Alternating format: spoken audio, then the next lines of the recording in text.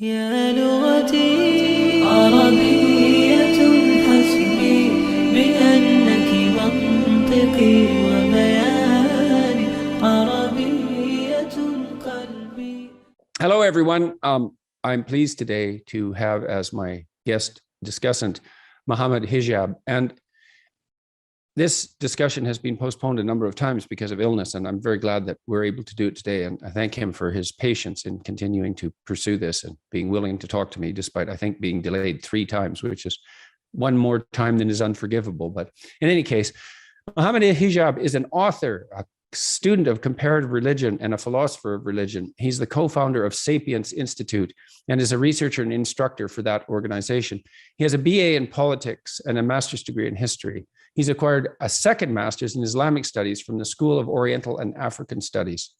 Hijab has also completed a third master's degree in applied theology from the University of Oxford, where he focused on the philosophy of religion in applied settings.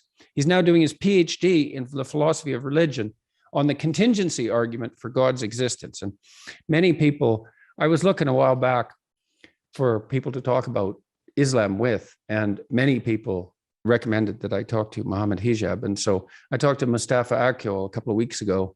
He's known more, I would say, on the liberal front.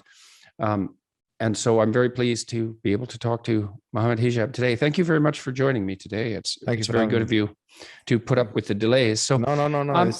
Thank you for having me, honestly. It's always a pleasure. Well, so I'm going to ask some really basic questions because it's very difficult to understand another culture from the outside.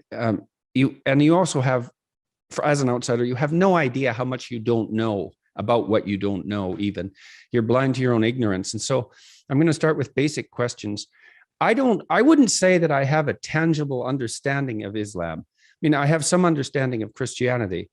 I've been able to get the sense of Christianity at a reasonably deep level, I would say, at least compared to other things I know. And I've kind of felt the same way about certain aspects of Buddhism and Taoism. But as a religious system, a system of thought, Islam has remained relatively opaque to me, despite the fact that I've done a reasonable amount of historical reading. And so what is it in terms of practice and belief that are absolutely core, as far as you're concerned, to practicing the Islamic faith?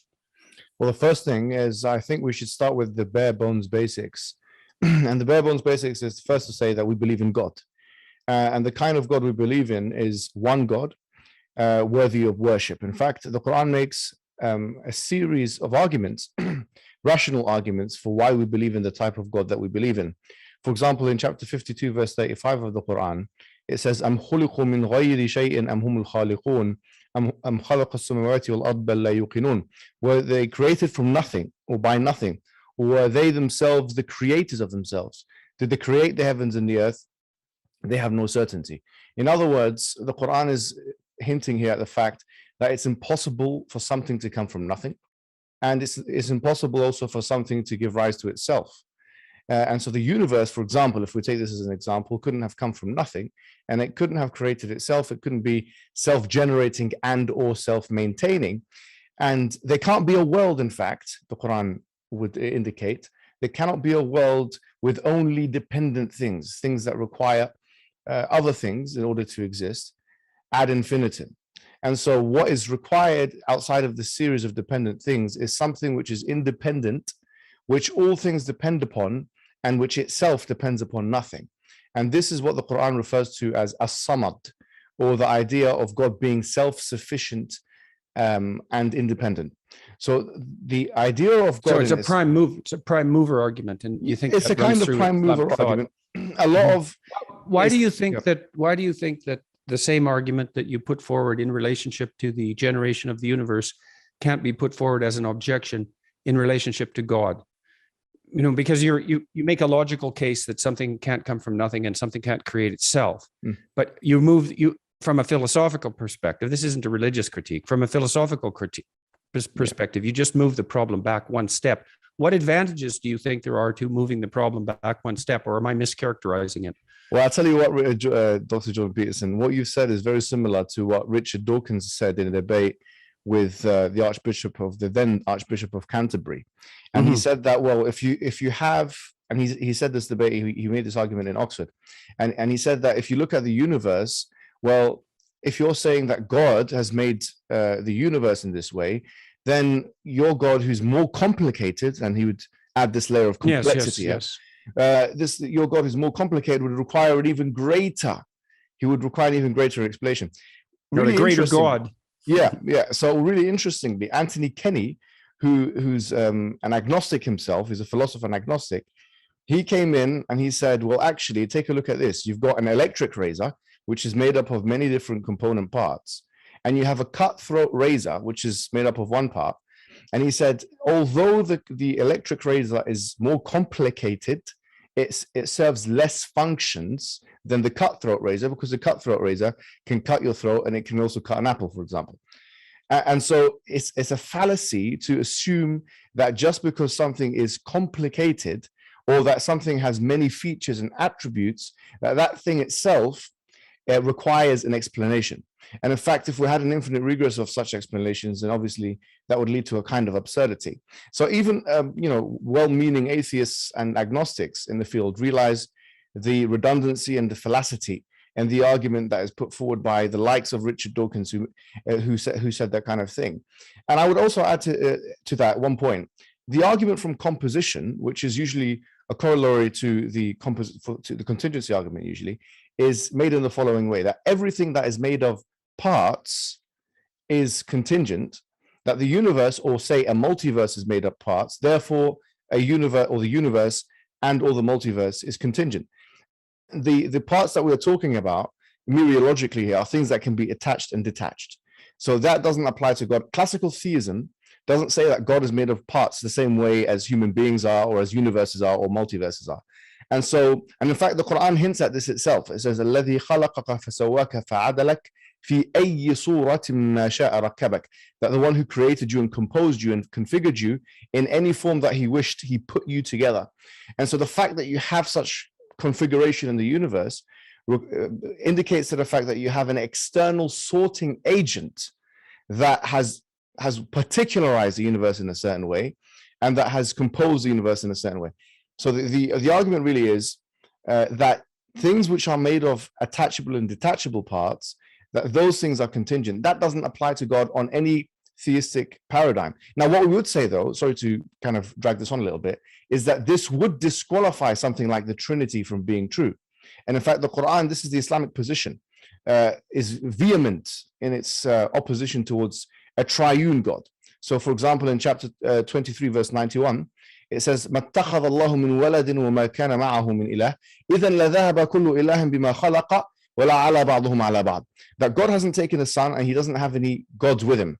If that had been the case, each God would have taken what he has created and they would have tried to dominate one another. The idea, therefore, that there can be more than one all-powerful entity is an inconceivable and unintelligible idea from the Islamic paradigm. So it's seen as problematic, to say the least, or conceptually impossible, to say even more, to suggest that something like a Trinity can be true. When it's talking about, for example, Mary and Jesus, it says something very simple: كَانَا يَأْكُلَانِ الطَّعَامَ, that both of them used to eat food. So in other words, the impossibility of something limited like Jesus, a man, being God at the same time, being unlimited, because the definition of God is that he's unlimited, is all powerful. Do you think that there's a divine spark in human beings? No, but we don't think there's any kind of divinity at all. Islam is categorical about this, because the way we define divinity is extremely strict. We say that the divine attributes of God are specific only to God. So nothing else. What's the characteristic element of the human relationship with God? So and what's the central what would you say, structure of value within a human being that makes them worthy of respect, say, in the sight of God, or worthy of value in the sight of God? The Quran states, لَقَدْ كَرَّمْنَا بَنِي آدَمَ. We have dignified the child of Adam. So that we do believe in something called human exceptionalism. We do believe that human being has been specialized or specified among all other things in creation to have free will, for example. to have a personal relationship with God, to have a loving relationship with God. People don't realize this, especially from the Christian tradition. But one of the names of God from the Islamic tradition is that he's the loving one, al-wadud in Arabic, in the Quran as well.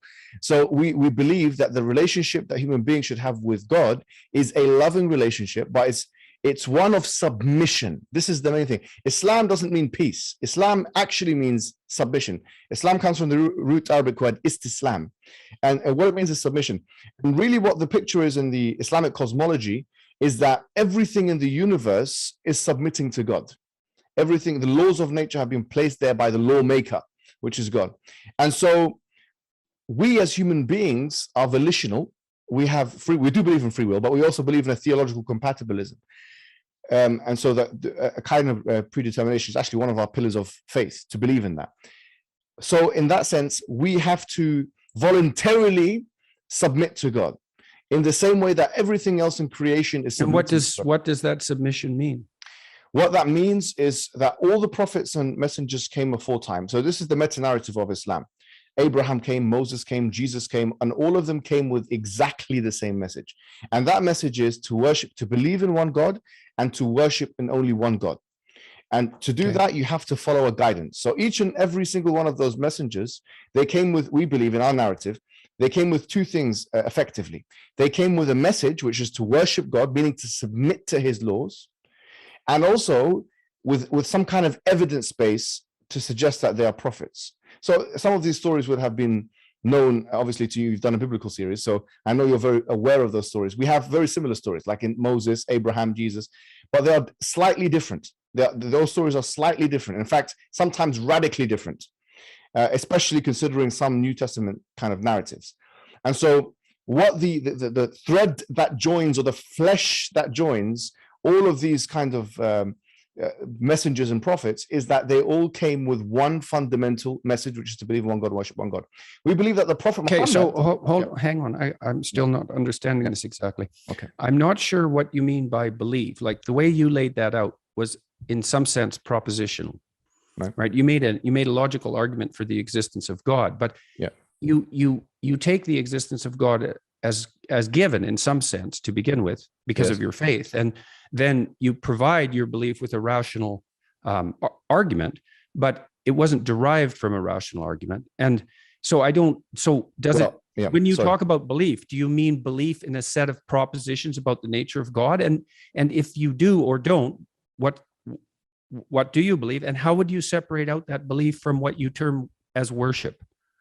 Right. So actually, there's one thing that ought to be known, that in Islamic theology, we believe in something called the fitrah, which is an innate instinct to believing in God. And now, I'm not sure if you're aware of the work on it. So why bother with the propositional arguments then? To me, they just seem like a side venture, to argue with scientists. Some scholars have said that in Islam. Sorry, I apologize. Yeah. Okay. No. In fact, some modern day philosophers of religion have that kind of a stance, like Alvin Plantinga. He seems quite, agnostic about the whole thing. I mean, the thing is, what we're saying is, it would be committing something like the naturalistic fallacy to suggest that just because something is the case, or there is ought fallacy maybe, just because something is the case, that it ought to be the case.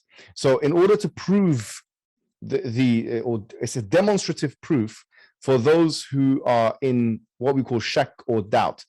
And but the truth is, as you've mentioned, and as in the literature, like for example, Justin Barrett has this in his cognitive psychological or cognitive science literature. I'm not sure if you've come across his stuff, but basically what he says is that we have an innate, his words exactly, receptivity to believing in God. In 2011, the Oxford Anthropological Society, they done a huge study of 32,000 children, and what they found was that children innately and intuitively, instinctively have a belief of a higher power of some sorts. Now they're born with that belief, and in fact, in one of the papers in Justin Barrett's book, he literally mentions the fitrah, or the Islamic theological concept of an instinct in believing in God. What's his last name? Barrett. How do you spell that? I think RRT, I believe. Justin Barrett. Okay, that's useful. Yeah, well, it just strikes me that you see, the problem with debating people like Richard Dawkins about the existence of God is that he will formulate the argument in propositional terms and then force the person, so to speak. I don't imply any malice on his part, but as soon as you accept that the battle is to be won on propositional grounds, you've already accepted a certain definition of God. And I think you lose the argument instantly. I think the argument for instinct, something like that, is much more powerful. Because one of the things I'm led to wonder when you laid out your argument is, well, what purpose does belief in God serve, or your faith in God, let's say? And I think belief, see, it's also really interesting to try to distinguish between belief in something and faith in something. Like if imagine you have faith in the good. And so how do you demonstrate that? Well, you believe that good is more powerful than evil. You believe that you should act in a manner that's appropriate to the good. And so then you act that way. And that's the faith. The faith is demonstrated in the actions. Yes. But it's not exactly it's not exactly propositional. And, partly because I would say, if you look at good and evil, for example, it's not that easy to make the case that good is more dominant or more powerful than evil, all things considered, in human affairs. Now, I think it is, but you know what I mean? You can't make a compelling propositional case that that's absolutely true, but you can reflect your faith in your actions. The thing is, you mentioned Richard Dawkins. I wrote, as part of the Sapiens Institute, we wrote a small booklet called The Scientific Delusions of the New Atheists. And we refuted him on these kind of things. If you read the God Delusion, he literally spends 5 pages of hundreds talking about the cosmological argument, and I think 2 talking about the teleological argument, or the fine-tuning argument. I do think that not much work has been done by new atheists, meaning like, the 4 horsemen or whatever, in trying to actually tackle these arguments. And sometimes when they're on debates with other philosophers of religion, I don't think they, from my perspective at least, they don't actually provide a satisfactory defense. Yeah, well, the instinct argument is an interesting one, because it seems to me that part of and this is why I was pressing you to some degree on the issue of the definition of worship, is that I don't see much difference between the instinct to worship and the instinct to imitate. And I do believe that there's compelling evidence, psychological and biological, that we human beings have a remarkably strong instinct to imitate. And the question is, well, what is it that we're oriented to imitate? And I think like, if you look at the developmental psychology literature, for example, it seems to be the case that if a child has an intact nervous system and they have 1 or 2 good models around them, that they'll be drawn towards those good models and imitate them and develop quite healthily, even under rather stressful circumstances. And that instinct to imitate also underlies phenomena like the experience of awe and the experience of charisma.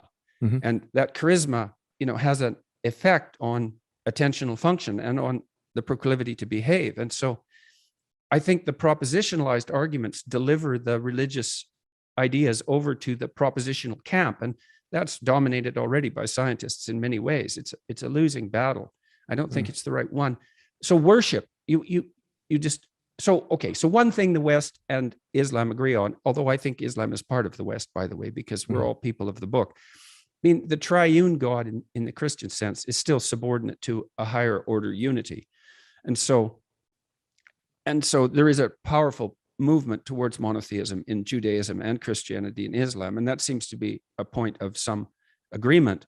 We're also, all 3 societies are also people who've made a decision collectively in some mysterious manner that a book should sit at the basis of culture, a specific book that's been aggregated in a strange way, in a mysterious way. And so we also agree on that. And so that's a starting place, at least. And obviously there's been a lot of interpenetration of ideas between Islam and Judaism and Christianity. I mean, the prophets in Islam are the same prophets that go through the 3 major Western monotheistic religions. And so that's a fair bit of commonality. And so that's a good place to start building bridges. And so Islam is stringently monotheistic. And then the submission idea, what exactly, I mean, God is ineffable in a sense. And so what does submission mean exactly? Right. And how is that related to worship? And how is that related to the good, let's say? on a practical level. Right. So I think what you said before, there was a point you made about defining faith through action. And I think that we would strongly agree with that. And that's what we believe. Our definition of faith is what you basically believe in the heart, say on the tongue, and do with your actions. That's like a definition of faith for us, or iman, the idea of iman. In terms of the good, now there are different conceptions in Islam of the good, but the main thing is we believe that God is good, quite similar to what Christians believe, and therefore he wants good for human beings, and that the injunctions of God are also good. In terms of submission, and this is extremely important here, submission can only be done through revelation. That is our position. The position is that submission is actually impossible without a guidance, and the guidance we believe obviously is the Quran, but we also acknowledge the Torah, the original Torah that was sent to Moses, and the original Injil, or the gospel that was sent to Jesus. But what we have is, you can call it a doctrine of tahrif, which means corruption. So what we believe is that what happens is, with these books, you've had basically corruption happen to them. So we don't know what is part of that book and what is not part of that book. We don't know exactly what Jesus said and what isn't, because there is no clear chain of narration back to Jesus Christ.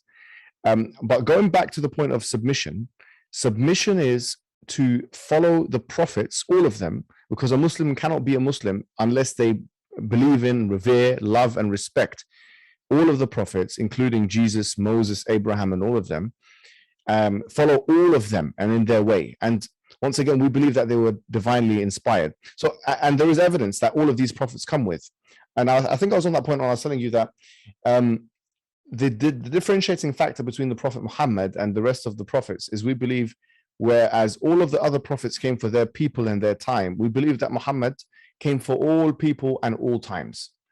Yes, well, that's certainly what Christians say about Christ. Yes, but in the Bible, you'll find some verses that are saying, I've only been sent for the lost sheep of Israel. And so, yeah, there's some tension. You see this, yes. You see something like the rise of a universalism, a spirit of universalism that surpasses fundamental tribalism, even of a religious sort. And there seems to be a struggle that takes place in the gospel, in some sense, conceptually, between yes. this reversion to something that's more tribal and something that's genuinely universal. But I think the universalist spirit wins out quite clearly. I mean, otherwise Christianity wouldn't be an evangelizing religion. It's designed to try to bring everyone under the fold, let's say. Tension, sorry. It's largely because of the tension between Paul and James.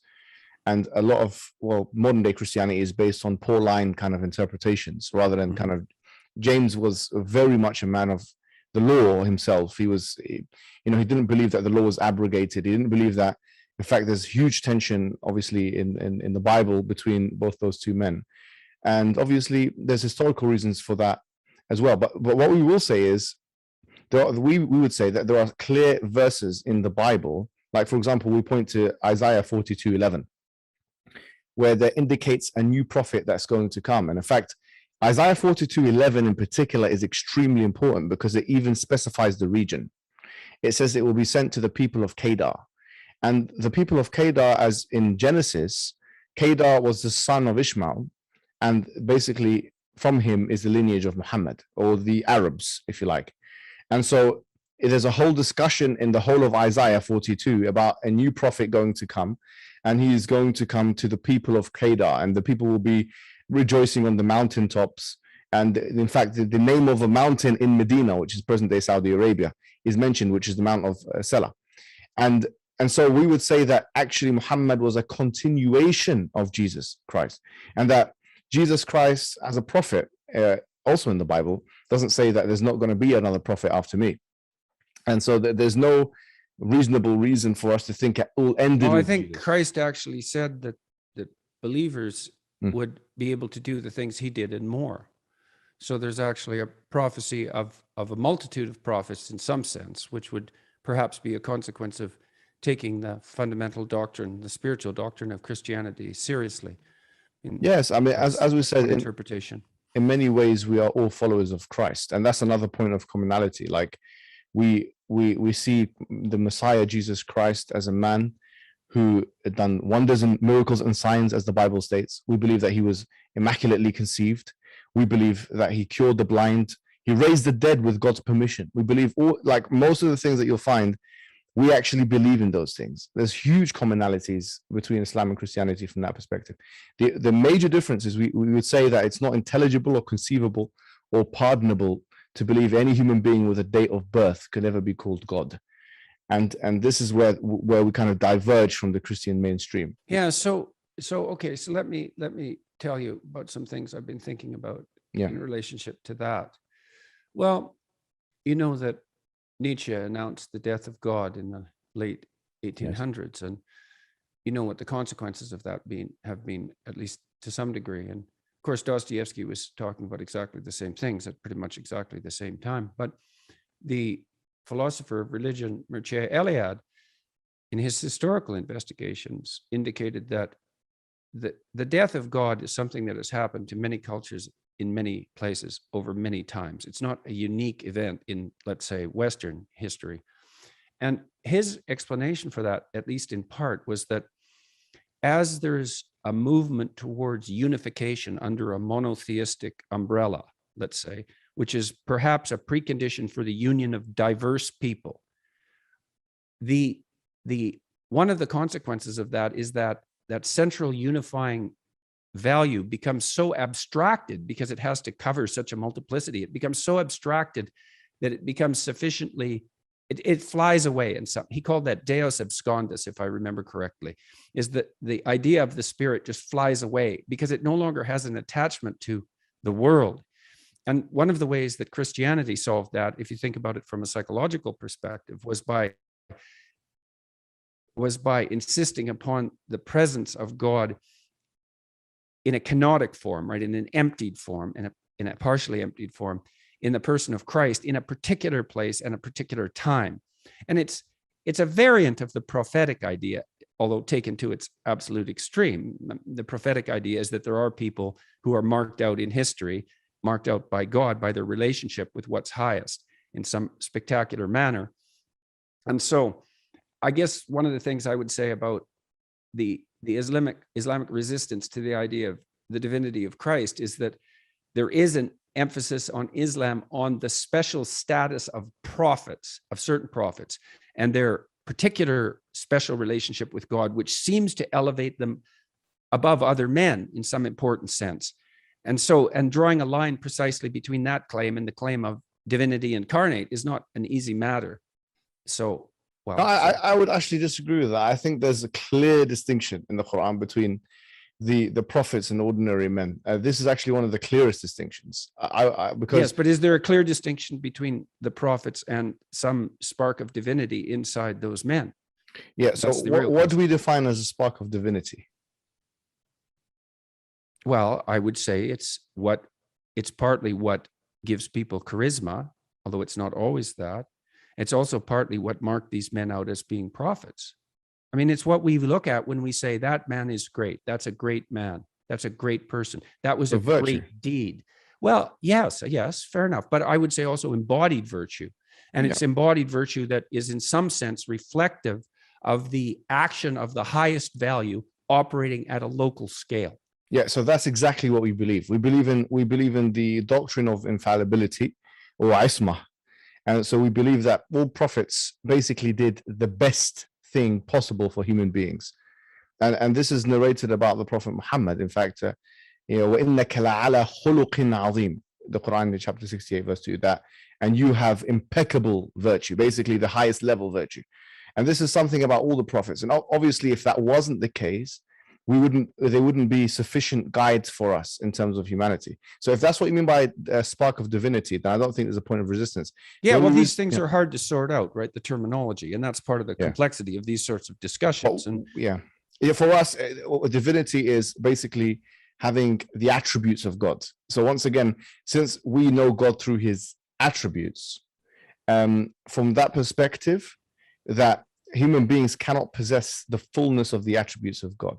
If you want, I can recite. No, that seems like a perfectly reasonable perspective. I mean, we're all limited, infallible creatures, and we'd be fools not to see that the attributes of God how are they knowable? Is that only through relationship with the book, or does that also have an experiential element as far as you're concerned? So what I can do, in fact, is I can recite for you a couple of verses from the Quran, because what we believe is they are known through the revelation. And I can recite for you maybe 10, 20-second verses and translate for you and show you what, I think it will give you more of a flavor of what we believe. Sure, do what you will. So the Quran states in the end of chapter 59, هو الله الذي لا إله إلا هو عالم الغيب والشهادة هو الرحمن الرحيم هو الله الذي لا إله إلا هو الملك القدوس السلام المؤمن المهيمن العزيز الجبار المتكبر سبحان الله عما يشركون هو الله الخالق البارئ المصور له الأسماء الحسنى يسبح له ما في السماوات والأرض وهو العزيز الحكيم. So let me read the translation from because I don't want to get this wrong, right? These two verses I think are probably the two best verses that answer your question in the Quran. Allah is He. I'm going to get something maybe a bit better. Translation. All right. Mahsin Khan. He is Allah, that there is no God worthy of worship except for Him, the King, the Holy, the one free from all defects, the giver of security, the watcher over His creatures, the mighty, the compeller, the supreme. Glory be to Him. Glory be to God. High is He above all that they associate as partners with Him. He is Allah, the creator, the inventor of all things, the bestower of forms.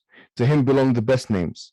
All that is in the heavens and the earth glorify Him, and He is the Almighty, the All-Wise. So these are, I would say, potentially the two best verses that summarize for us. So it's an attempt to use a multiplicity of virtues to define a supreme source of good. So, Yes. Okay, I have a technical question for you, a procedural question, I guess. When we're talking, so you sang those verses, and then, so here's what happened. I asked you that question. You sang those verses or chanted them, or a combination of those two. Okay, but there's a melodic element to that, and I don't understand the language, and then you translated them. And so why approach the answer to my question in that manner? Because we believe that the Quran in its original language has an element in it, or has a virtue, if you like, to it, or an attribute to it, which cannot be felt or experienced phenomenologically, if you like, through just mere translation. We believe that. And so what purpose does that serve in a discussion with someone like me? What it will do, hopefully, because we believe the Quran has divine qualities itself.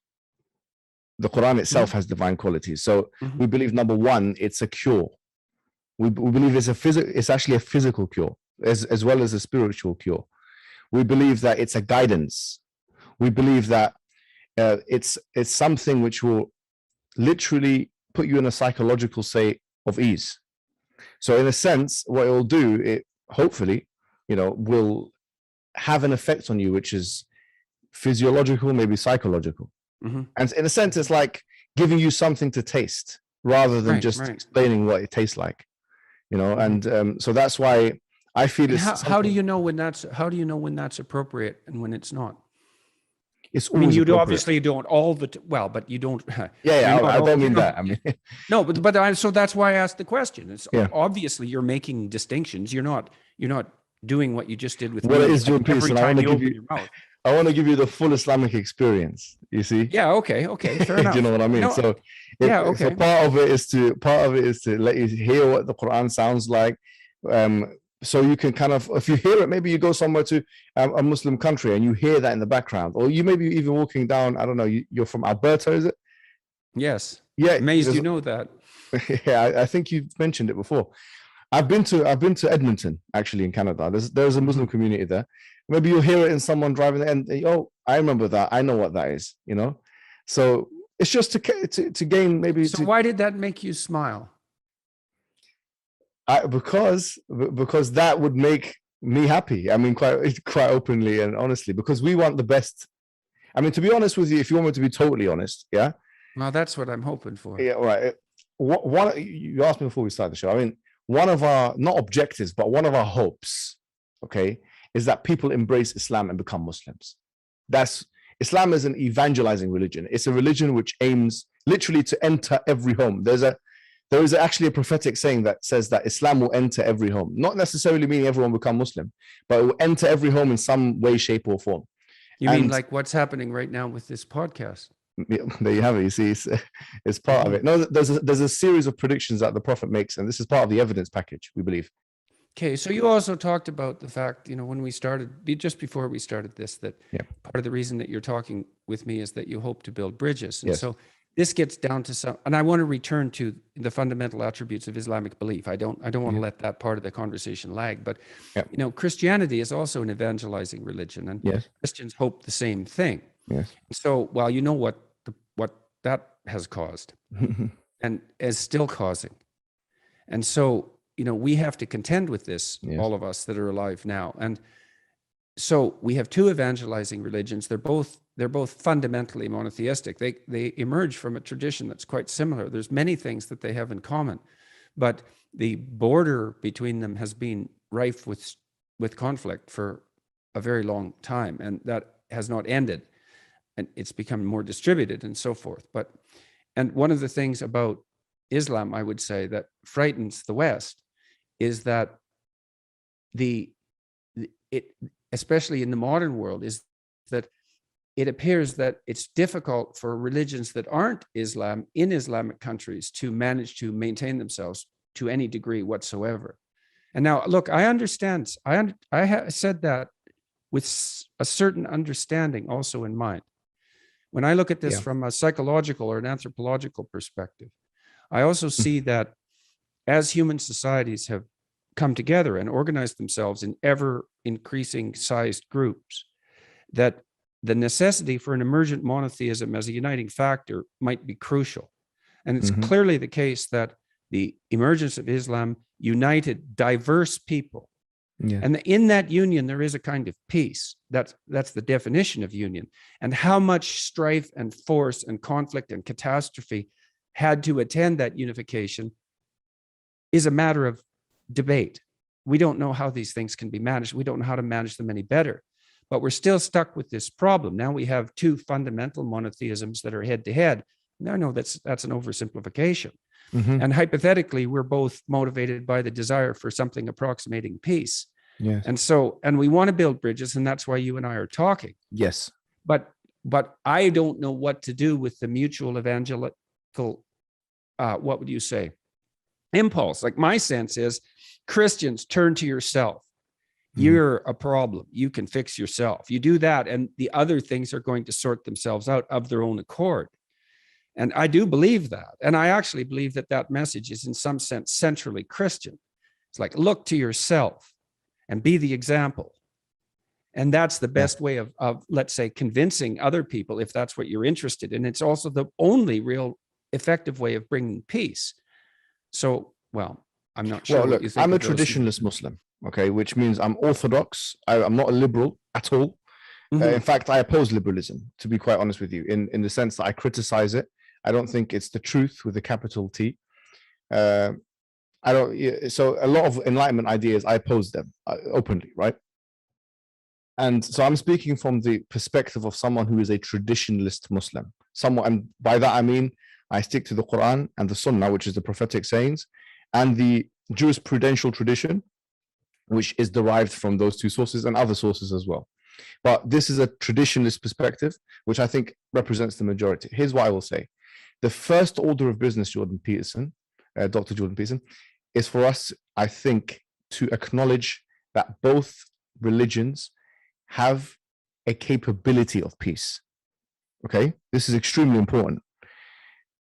And that requires education. So I'm just going to be honest with you. Like, for example, the warlord comment that you made, okay? About the Prophet, I think that is part of the problem. I have to be honest, because I want to get to that. Dr. Jordan, here's the thing.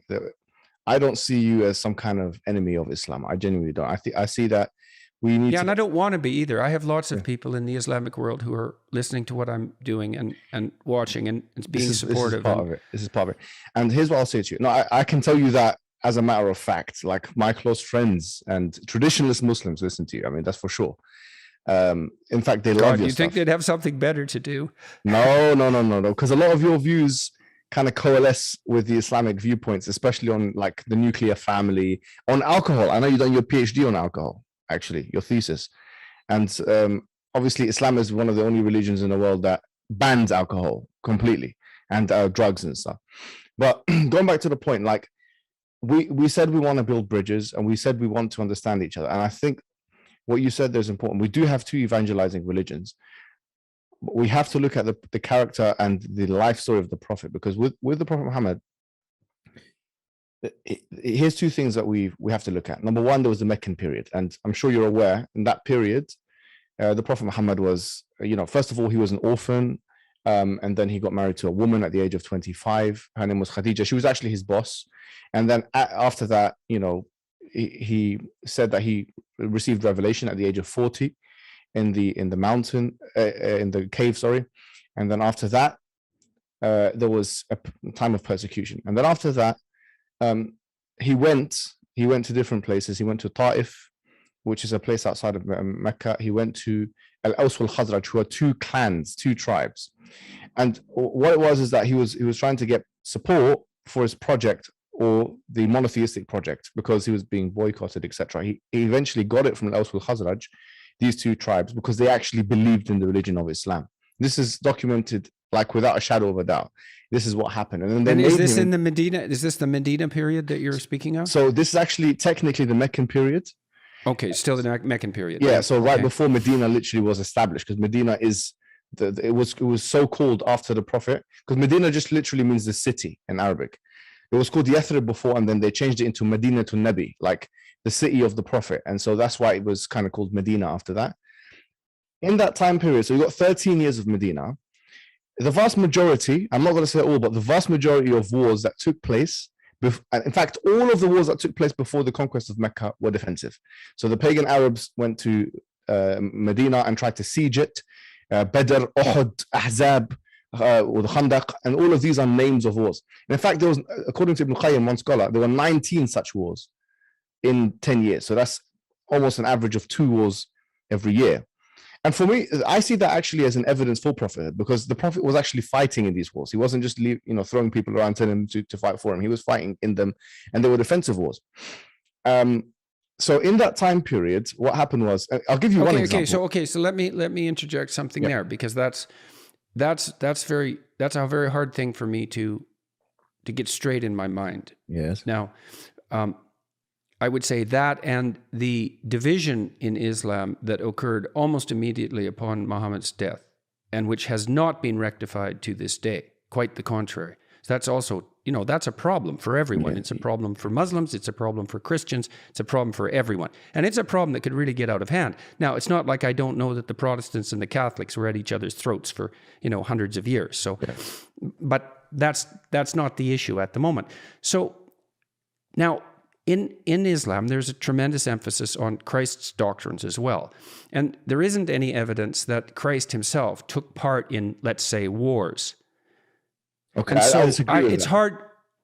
And let me disagree with that. What do you mean? Okay, well, if you analyze Christ as an archetype, when he comes back in his second coming, he is going to dominate the world. And one can say, well, that's not the historical Christ. But when we're looking at him in the way that you look at, look, that's a reasonable objection. Well, if we look and at I understand that a judge has that martial element, and I don't think it's reasonable to use the archetypal representation as an argument against the historical reality. And look, I'm not saying to you that I know that what Muhammad did was wrong. That isn't what I'm saying. I'm saying that I don't understand how participation in those defensive wars, let's say, but then that was also followed by a tremendous explosion of Islamic expansion, right? The biggest empire the world had ever seen in a very short period of time, right at Europe's doors. Mm-hmm. And that was also followed by the severance of the Islamic faith into 2 major categories and internecine conflict there. Yeah. And so there's that stream of armed conflict activity. I think that you're, with respect, I don't think you're getting the history fully right here. Because that's fine. Go right ahead. The war in Jamal and Safin, the wars between Shia and Sunnah, or what would then be, it's not really between Shia and Sunnah, because quite frankly, Shiaism had not been established but the wars of the companions. How many people died in those wars? Do we have any numbers? For maximum, we can say. Fair enough, man. And it's not like Christianity hasn't been rife with internecine conflict. Yes. No, but the thing is, but the fact is that it was almost immediately after Muhammad's death that this fracturing took place among the people that were closely allied with him, and it was a bloody fracturing. And it isn't obvious that it's been rectified. How bloody was it? How bloody was it? How bloody does it have to be? It doesn't take much. Okay. Well, Jordan, let's be honest. Let's be fair. Yeah. Okay. Look, let's be fair, right? With the wars that took place 30 to 40 years, and it wasn't immediately after, because you said that in a video, the day he died. That's wrong. It didn't happen the day he died. It happened 30 to 40 years after. It happened 30 to 40 years after. And how many members of Muhammad's immediate family survived during that 30 years? My understanding was that most of his immediate family died in armed conflict. Most of his immediate family died in his own lifetime. Yes, well, I'm not speaking of them, but I'm speaking of what happened after he died. Let's get these facts right, because okay, look, first fact, Muhammad, sallallahu, we say sallallahu, meaning peace and blessing be upon him. All of his children died in his life, okay, except for one. So most of the members of his immediate family, and his wife died, Khadija died, his uncle Abu Talib died, his other uncle Hamza died. They all died within his lifetime, either due to illness or due to some other cause, war, for example. Like one of the defensive wars, Hamza died. And by the way, Muhammad forgave his killer. And that's something which goes against the warlord thesis. Because when he then conquered Mecca, it was actually no fighting. I'm not sure if you know this. It's called Fath Mecca. When he went into and conquered Mecca, he didn't fight anybody. It was no fighting. There were a few people that were exempted, but he actually quoted what Joseph quoted to his brothers in the Quran, which is "La tathriba alaykum al-yawm," that no blame is on you today. And this, by the way, is a bedrock example of forgiveness in Islam, because these were people that were persecuting him for 13 years.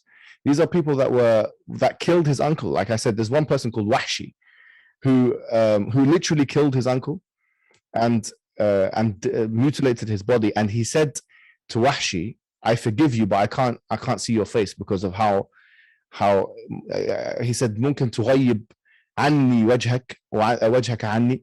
He said, can you keep your face away from me, because psychologically I can't bring my face, but I do forgive you, he said. So he forgave people that killed his own family members. And this was after he himself attempted a treaty with the pagans called Hudaybiyah. And so they broke the treaty, and that's what initiated the conquest of Mecca, which was not a conquest that was fighting. Now, if you compare this, because I think the comparison, if there's any comparison that can be or should be made, it's Jesus' second coming with Muhammad in the Medinan period, not in the Meccan period. In the Meccan period, both were being persecuted, Jesus in his life and Muhammad in the Meccan period. But Jesus, when he comes back, he will then get authority, and he will be ruling with the iron scepter, according to the Bible. He will be crushing his enemies, as it says in Corinthians, under his foot, humbling his enemies under his foot, and killing and violent stuff. So, in fact, I will actually argue today that the New Testament representation of Jesus Christ in his second coming is way more violent than Muhammad's conquests in the Medinan period. Okay, well, look, like I said, I wasn't trying to make the case. I wasn't trying to make the case that what happened in Mecca or Medina was wrong. So let me explain that a little bit. So Christian Europe fought a defensive war against the Nazis. It isn't obvious that was wrong. I don't think that was, I wouldn't say that's defensive. Well, okay, fine. But I understand the concept of defensive war. And, well, when America got involved in World War II, it was not under immediate threat by Germany, and they colonized it. And here's the thing: it overtook Western Germany. You see, and here's the thing: the term warlord that you use with the Prophet, you've never used with Harry Truman. You've never used with Roosevelt. You've never used with Winston Churchill, all of which conquered countries literally in wars. Because I feel like there is a bias there, and you've actually never used it with anybody else aside from the Prophet Muhammad in your public output. And I think that's unjustifiable. I think that you have biblical prophets like Moses, you have biblical prophets like Joshua, you have the Jesus in his second coming, all of which were warrior prophets, and you've only used the term warlord with the Prophet Muhammad, and I think that is unjustifiable. I think if we're what is it that what makes someone a warlord then? If it's conquering lands, then Harry Truman is a warlord.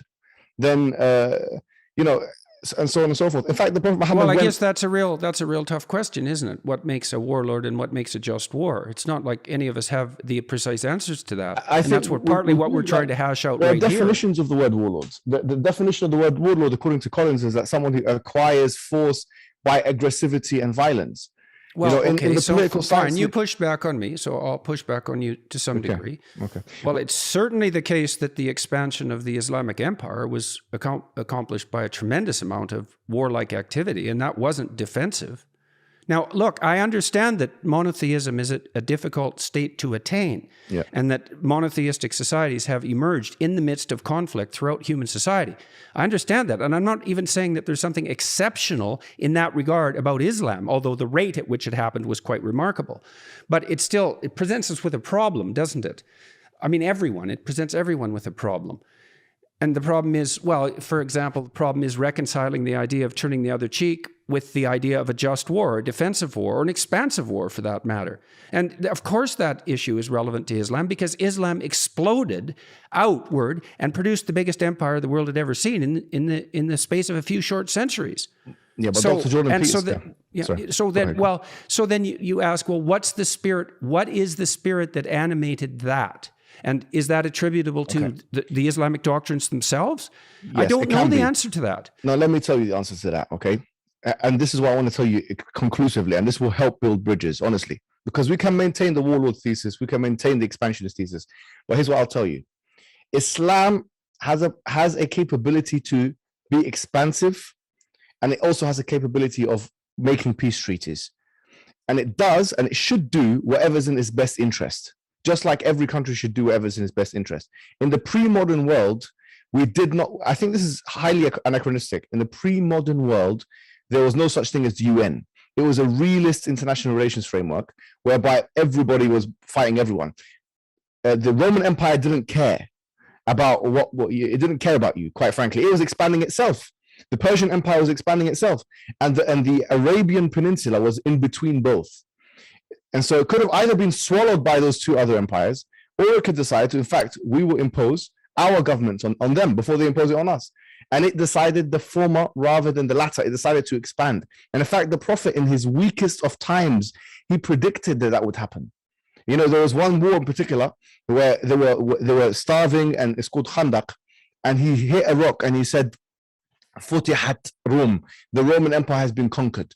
He hit a rock again. He said, Futihat Faris, that the Persian Empire has been conquered. And then he knocked the rock again. He said this in his weakest moment. He said that the Yemen has been conquered. I see that the expansion of the Islamic Empire is a proof for Islam.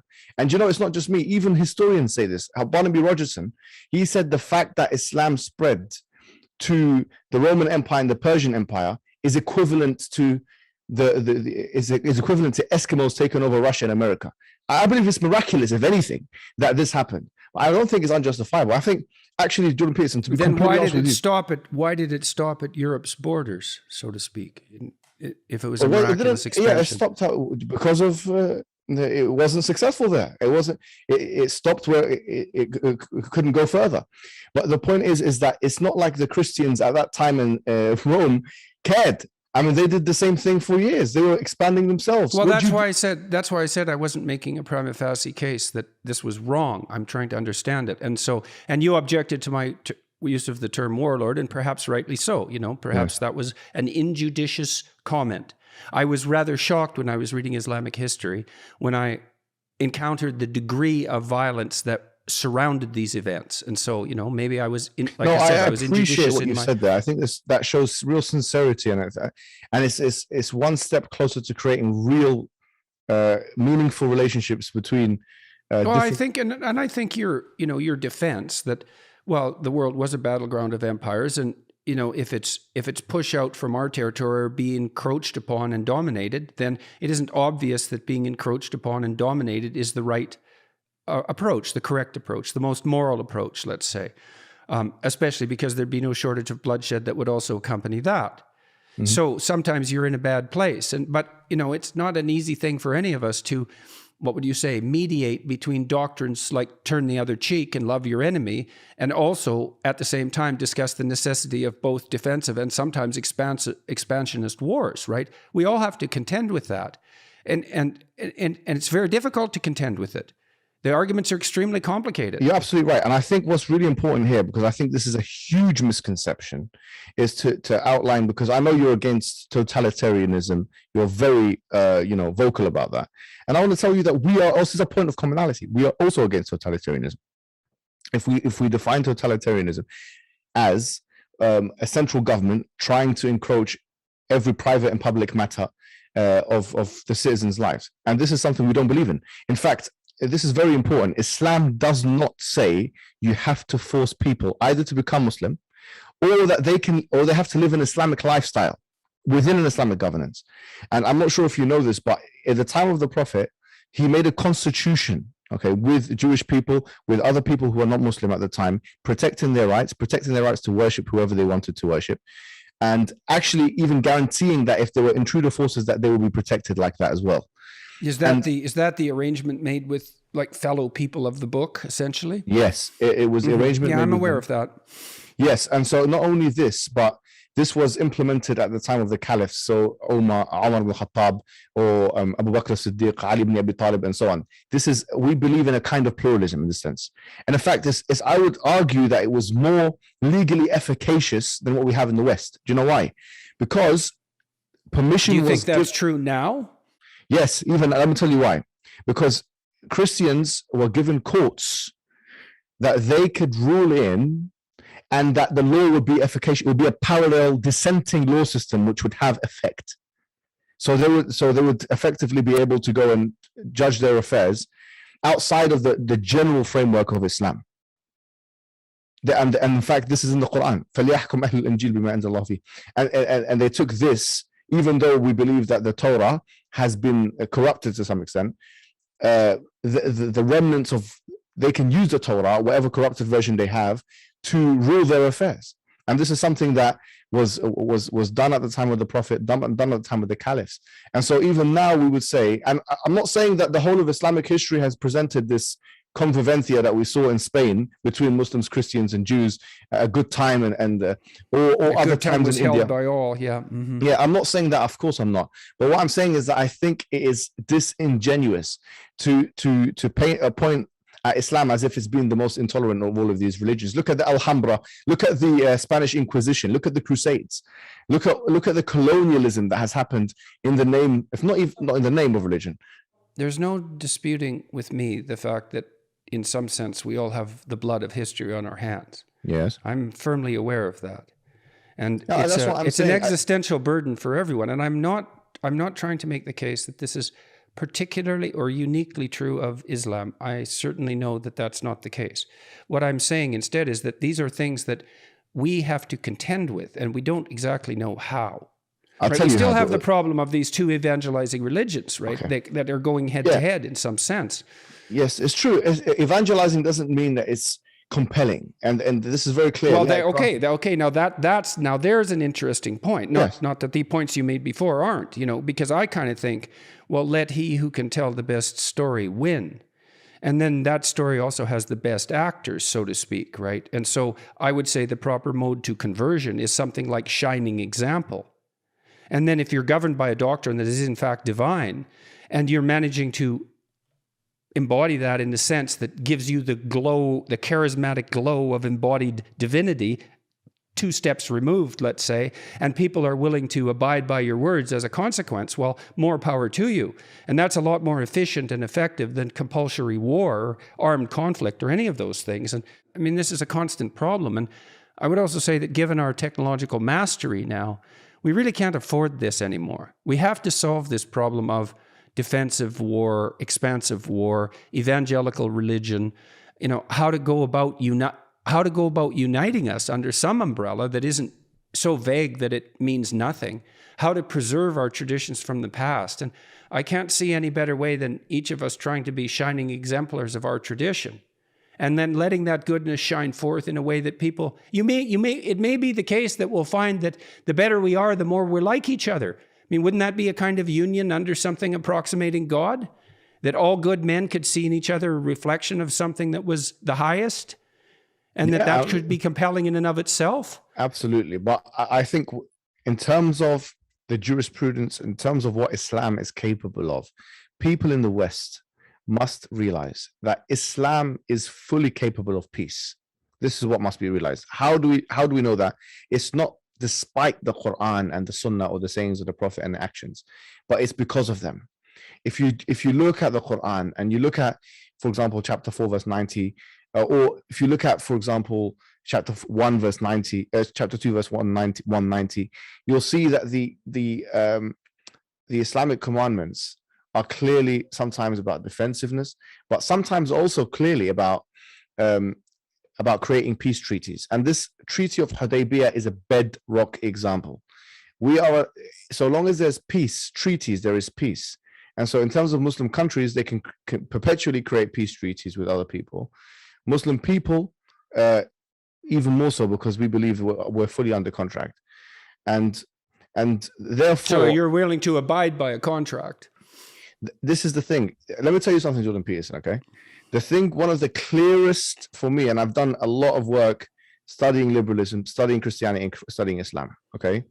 The clearest commonality between liberal theory and Islam is contractarianism and contracts, consent. That is a clearest thing, because in liberal theory, you have the theory of consent. And in Islam, you have the same thing. Contracts are binding. The Quran says, "Ya ayyuhalladhina amanu." Even with people outside the faith? Yes, especially with people outside the faith. Why especially? Why especially? Is that part of the tradition of hospitality in some sense? Yes, because if you break a contract with a non-Muslim, then you're driving them away from Islam. Okay, so yes, that's definitely true. That's absolutely so remember, true. Islam is attempts to attract people to its own religion. One of the categories of zakat was وَالْمُؤَلَّفَةِ قُلُوبُهُم, money that you pay to non-Muslims so that they can feel comfortable and they can feel as if you're doing them a favor and there's relationships going on. It's a category. It is a category of zakat, which is one of the 5 pillars of Islam, to give such money.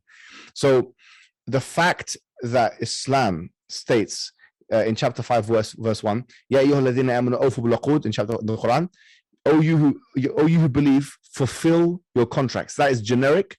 Al-Muslimuna ala shurutihim. That means to abide by your word. So you have to stick by your words. No matter, for us, if you don't stick to your words, then this shows a lack of character. It shows that you, in fact, one of the signs of a hypocrite is that he goes against a religious hypocrite, is that he either, if he makes a contract, he goes against it. It seems one of the most despicable things. Do you think that there are other things that I've said about Islam that we could talk about right now that I could clear up? And, because I don't want elephants under the carpet. I don't like elephants under the carpet or snakes under the carpet. So are there other things that I've said that people on the Islamic side who would maybe like to not be my enemy, let's say, because who needs enemies after all, unless you want them? Are there other things that you think, places that I've misstepped in a serious manner that should be rectified as far as you're concerned? In a serious matter, I will confine it to the warlord comment, because I think that's the one that most Muslims... Well, people in the West are afraid of Islamic expansionism, and they're, okay, so let's go after that again. So the other thing that I find upsetting, let's say, is the civil war in Islam. The Prophet didn't tell people to fight each other. I mean, that fair enough. Look, Islam doesn't say that. Islam doesn't say there should be a civil war. In fact, it was predicted, but it was never encouraged. In fact, the Quran clearly encourages against civil war. Yeah, and I would say the same thing about Christianity in relationship to the endless Protestant and Catholic wars. Sorry, just to interrupt. It gives us a remedy. In fact, the Quran is the only religious book I know that tells you how to deal with a civil war. وَإِن طَائِفَتَانِ مِنَ الْمُؤْمِنِينَ قَتَتَلُوا فَأَصْلِحُوا بَيْنَهُمَا. It says that if two groups of Muslims fight, then create peace between them. فَإِن بَغَتْ إِحْدَاهُمَا عَلَى الْأُخْرَى فَقَاتِلُوا الَّتِي تَبْغِي حَتَّى تَفِيءَ إِلَى أَمْرِ اللَّهِ. It says that if one of the groups rebels against the other group, then fight the one that is rebellious until it wakes up to the command of God. So Islam is categorically against civil war.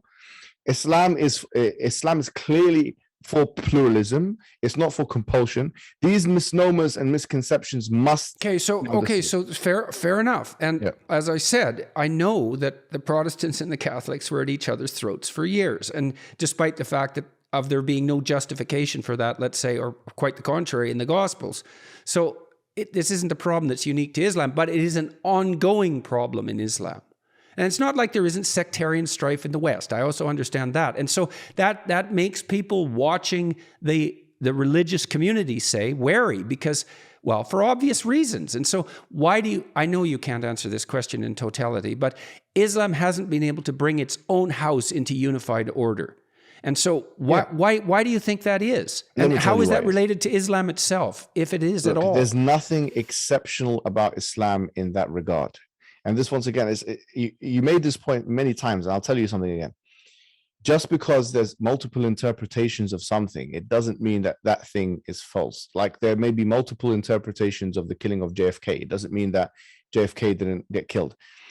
People differ on things which, especially if there's a lot of those people, which there can be more than one interpretation about. Now, in terms of body count, there was actually a book that was written. And there was a chapter of the book by, I think his name is Nazir Sheikh. And he done a study looking at the numbers of people that have been killed in all the major world religions. And he puts Christianity firmly at the top. I mean, this doesn't require too much historical research anyway. Look at the 30-year war. Compare that with any war. Look, any war in Islam. Okay. So the point you're making, is twofold. It's not, the necessity for civil war isn't embedded in the doctrine. Yes. And there's no reason to throw stones at the Muslim world when we could perfectly well look to our own history. Exactly, and I do think what we should do is look to our own history. I really believe that. And I believe that we all carry historical guilt for the bloodshed that's preceded the structure of all of our societies. But we, in the West, we look at the Muslim world and we see that it's riven apart. And we wonder, well, I know there's a hypocritical element to that. I'm not claiming that there isn't. It's not like we have our own house in order, but you have to remember something else. You have to remember there was a colonial reality that existed where Britain, France, and many of the European countries and the Western European extensions, they dominated the Muslim world for the last 200-300 years. And so, but I don't think that's particularly good argument. No, it's very good argument. Hang on a sec. I don't want to knock it away completely. Yeah. The rift that I'm talking about, though, was evident far before that. Now, the fact of that colonial complication, that could well be. The fact of that colonial complication could well be a contributor. I know the nation state lines, first of all, were imposed. They were imposed quickly. They were imposed arbitrarily and partly that was a consequence of, what would you say, having to do a lot of things very quickly in the aftermath of a terrible war. I'm not trying to excuse it, but it was complicated. And I know that that's left the Middle East in this, group of nation states that now comprise the world in a very complicated situation. So it's a reasonable point, but the rift was there before. And so... Okay, here's what I'll say to that, yeah? You're right to say that there was arbitrary lines that were drawn, but it's not just that there were arbitrary lines that were drawn. You mentioned the Middle East.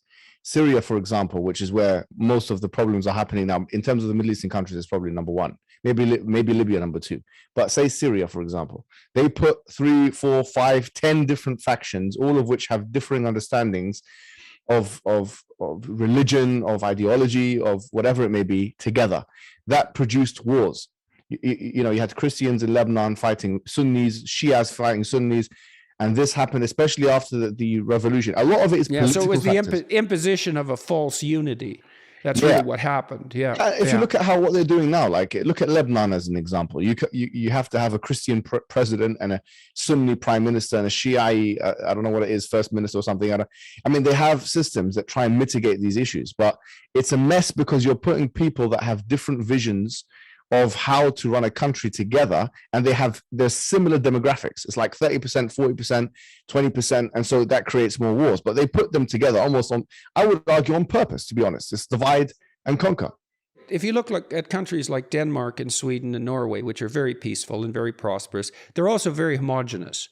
And they're relatively small. So the problem of governance over diversity is much reduced in countries like that. It's simpler for them to be at peace because the culture is relatively homogenous.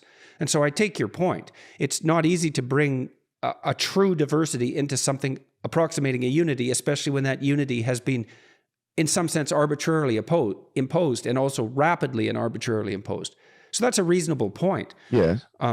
Right. I think what it is, and I've seen this in your reading list, it's like when you follow kind of Bernard Lewis's or Samuel Huntington's kind of Clash of Civilization narratives, sometimes you miss the nuances, and these are the nuances. Yeah, well, that's for sure. There are myriad contributory factors to why, and I still don't see how Islamic countries, there's like almost 50 Muslim majority countries, are in general, like you made a point about economic potential one time. You said that. Yeah, I wanted to ask you about that because, well, that's another thing that's quite a mystery, is that comparatively speaking, per capita, the Muslim countries are not that productive economically. There's 4 Muslim majority countries. In what sense? There are 4 out of 10 Muslim majority countries in the GDP per capita top 10. Brunei, Qatar, Kuwait, and Saudi Arabia.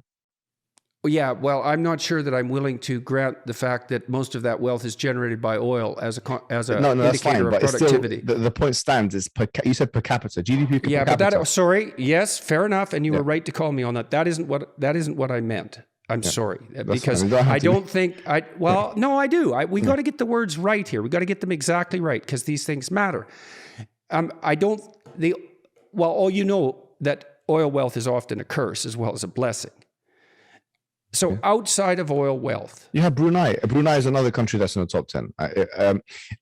So let's talk about Brunei. What have they done right in your estimation? I don't know much about Brunei, but I know they're in the top 10. I have to be honest with you. But that's part of this low resolution knowledge that we all have a problem with, right? I mean, talking about these things is very difficult because you have to know everything to do it right. And it's not that easy to know everything. I know that they were trying to implement Sharia to a very high level, and whatever they're doing is not because it's not despite the Sharia. But what I also know is that the methodology is flawed when you look at Muslim majority countries and say, well, they're not doing well as non-Muslim majority countries, because the Ottoman Empire 400 years ago was doing better than most countries in the world. Yes, absolutely. And I know, and historical time frame matters, because it's definitely so. So that's a perfectly valid point. Let me tell you something, John Peterson. You are an epistemological pragmatist, from my understanding. You said before in an interview that anything which serves life is true. That's what you said, I think with Sam Harris. If this is the case, and you said it's nested in Darwinism, if this is your position, then the truth of the matter... It's nested in a very complex manner in Darwinism. Yeah, but if it's... I think that highest truth is something like love, and I think it's very much associated with the notions of love that are central to religious traditions. And so I'm with you, but you still believe that truth is utility, and you still believe, because that's the pragmatist position. And so truth is relative. What I'm saying, but I also believe that the basis of utility is love. I'm not so sure that you and I differ so much on that particular issue. John Peterson, what I want to say to you is this, right? First of all, pragmatically, Islam is doing the best, because if you're talking about evolution, then we're talking about reproduction and survivability. And Islam has got the highest birth rates in the world today. It's the fastest growing religion by a mile. By 2100, it will be number 1. So in your definition, it should be the most true, by the way. Number 1. Number 2 is this, is that... well, that's a lot of love, all that reproduction. Don't try and change the subject now. Look, so number two is this. Look, Dr. Jordan Peterson, is I'll tell you that I think I've seen your struggle against postmodernism. I've seen your struggle against nihilism, and I don't think you will be successful. And I'm sorry to say it like this. And the reason why I don't think you'll be successful is because your framework is itself relativistic. If it's utility and epistemologically pragmatic, then truth is relative. And if truth is relative, what are you going to say to you actually agree with the postmodernists in that sense. I think you're closer to postmodernists than you think. In fact, the pragmatist position is not inconsistent. It's a secret love. It's not inconsistent, Jordan Peterson, with the pragmatic position that you hold. What we are offering you and well, the rest... I'm going to detail out that in much more detail when I go to Cambridge and Oxford. So okay. I don't know. You should come. Why don't you come to one of the talks? I'll come. Okay, just send me. Do you want me to get? Do you want an invitation? Absolutely. I'll get you an invitation. Yeah. Well, why don't you come? Because I'm going to talk about one exactly of the things that. in Islam is to always accept invitations as well and gifts. And I'm going to send you some gifts as well, my friend. Yeah. All right. Because we need to get you some gifts. Right? All right. Okay. So look, I'm going to ask you one more. I've got to stop because I'm getting burned out. I want to ask you one more question. Okay. And I would like to talk to you again. And I do hope you come and join me in Cambridge or at Oxford for one of these talks. That would be real good. Yeah. I'll get the person organizing the trip to extend you an invitation. And so thank you. Now you described yourself as a traditionalist as opposed to a liberal Muslim. Yes. And we were talking a little bit about Mustafa Akyol. And so why for you is the traditionalism particularly important? And why should that carry more weight than, let's say, attempts to hypothetically liberalize Islam? What is it doing for you? Look, we have, and this goes back to the pragmatism point and the postmodernism point. Islam gives you moral anchorage in and of itself. We believe Islam itself has an inbuilt flexibility, but objectively, from a correspondence theory perspective, it's an outside truth, which is hard, which is strong, and which can oppose and destroy postmodernism and nihilism. And that's what I think a lot of your followers want. So you think that a traditionalist grounding is it's a firmer foundation as far as you're concerned? When a liberal decides that they want to fuse Islamic ideas with liberal ideas, they're almost okay, fair enough. I can understand that, and it's partly why I have some sympathy for the conservative perspective. Just one point. Okay, yes. So they're admitting that it's almost an admission that Islam is not complete and it's not perfect. We believe Islam is complete and it's perfect in its guidance, and we believe we have evidence for that. Whether it's the prophets. Yeah, well, okay, but there's two problems I have with that, I would say. I mean, look, and I'm taking your point seriously, and I understand the utility of firm foundations as a bulwark against chaos. Okay. Yes, of course. So, but here's two problems I have with that. It's not easy to protect yourself if you're a traditionalist against the temptation towards an authoritarian interpretation. And flawed as we all are, when we approach, let's say, sacred texts, we also have to remember that it's us who are reading them. And divine though they may be, that doesn't mean we're perfect in our receipt of their message. And so it's hard. What the danger on the more traditionalist side is the slide into authoritarian certainty, as opposed to the slide into chaos on the more liberal side. Well, so how do you personally defend yourself against that? Well, first of all, authoritarianism on pragmatism and pragmatism are not inconsistent, because an authoritarian leader can... I'm not saying I have the answer to that problem. I'm not fine. Making that That's claim. The first thing. Number two is, I would say, you've said one time, I think in a lecture, that one of the miracles of Christianity is render unto Caesar verse. Render unto Caesar what belongs to Caesar, and render unto God what belongs to God. What if Caesar is Hitler? Then you've got authoritarianism all over again. So I think yes, definitely. So but you didn't answer my question, though. Look, it was a technical question. It's a technical question. Look, and maybe I'm wrong in the formulation, and you can tell me if you think I am. Yeah. What I see as a danger on the liberal side is the possibility of a descent into something like chaos. That's hopelessness and despair. Okay. But what I see on the more traditionalist side, let's say the conservative side, is a retreat into a kind of authoritarian certainty. And those are twin temptations that might be, what would you say, specific to given temperaments. And I was asking you personally, like you're a traditionalist believer. Yes. How do you protect yourself your soul against the temptations right. of I thought you were overweening saying- certainty. All right, I got you. Okay, Yeah. okay. Yeah, no, I don't. In terms of certainty, I strive for it. In fact, we want it. We don't want to.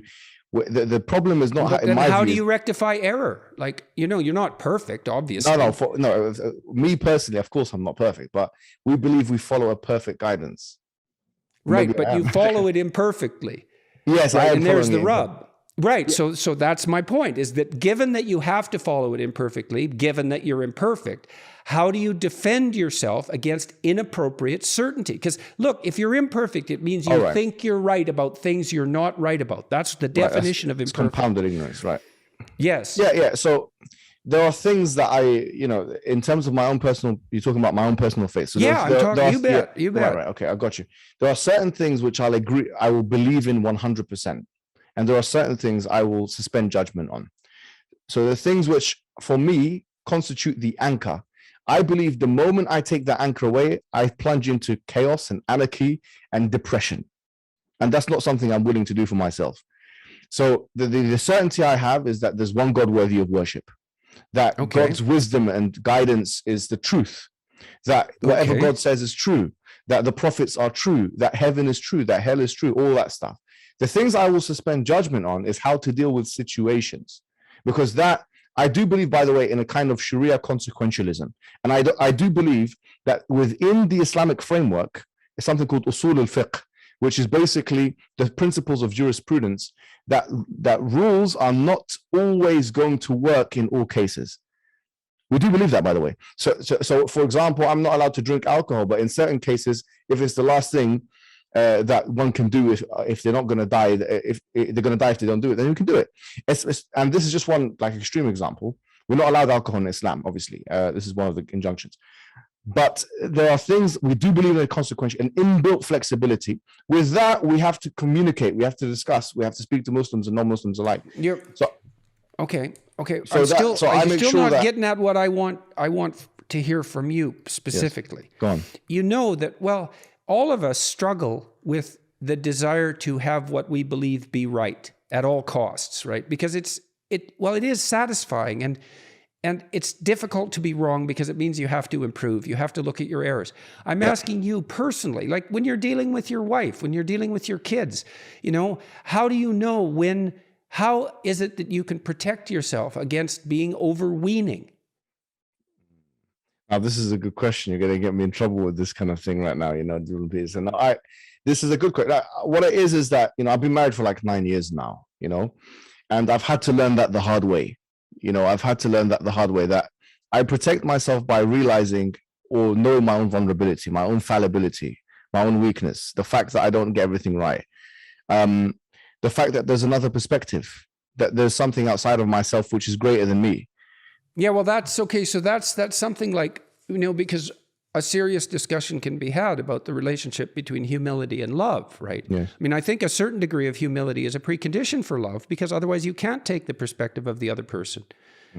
Like, how can you if you don't think you're wrong? And for me, and it's certainly been the case. This was useful in my clinical practice and certainly in my marriage, is I'm trying to be as attentive as I can to when I'm wrong.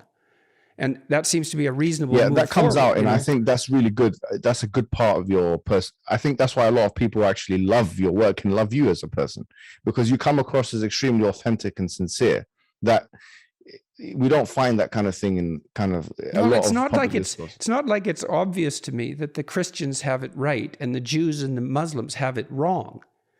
And so that's certainly not the case at an individual level. It's way more complicated than that, way more. And so we're just not going to go for answers. If we go for answers like that, we're going to be at each other's throats. And how about we aren't? How about we're not? How about we make peace? Hey, and so you and I, we had a peaceful conversation, so good for us, and hooray. And hopefully we'll have some more. And I would very much like to see you in Cambridge or Oxford, and you can listen to my arguments in a more detailed manner that way, and that might address some of the philosophical concerns that you were raising. Yeah. So I'll get an invitation out to you, well, likely today. So, fantastic. And hopefully we'll be able to talk again. And thank you very much for agreeing to speak with me. I appreciate it. And for correcting me on my misapprehensions. Thank you, Dr. Jordan, and you're most welcome to come and speak on my podcast as well. And as I said, a lot of traditionalist Muslims really look up to you. And I think we've actually come quite a long way in being able to build bridges. To summarize really from my side, so long as today we have realized that, okay, Islam is a religion not too dissimilar, okay, from the other previous dispensations as we would see it. And that there are things, there's a flesh that joins these religions, and also that peace is possible. Peace is possible. Good. Well, then let's see if we can be good enough people to actually want peace. Let's try and see what we can do. All right, man. We'll see you. I hope we see each other in the UK. And I'd like to say hello to all the listeners and watchers of this from the Islamic community. And let's see what we can do together, man. Yeah, and you're invited to any mosque, I think, in the UK will have you, because you've already got the presence there. Just name the mosque and I'll get you an invitation. Send me a suggestion. When I send you this invitation, send me a suggestion. I don't know if I can do it on this visit, but I'm coming back in, I think, March, and I'm certainly willing to do it. Not only willing, eager, and I mean that. I mean eager. I would love to be welcomed in that manner. That would be a tremendous privilege as far as I'm concerned. So, no, I think you will be surprised as to the amount of acceptability that you have in particular in the Muslim community. Well, hooray for that. So let's try not to muck it up with foolish words. Move on. All right, man. Good talking to you. Thanks again. يا لغتي عربية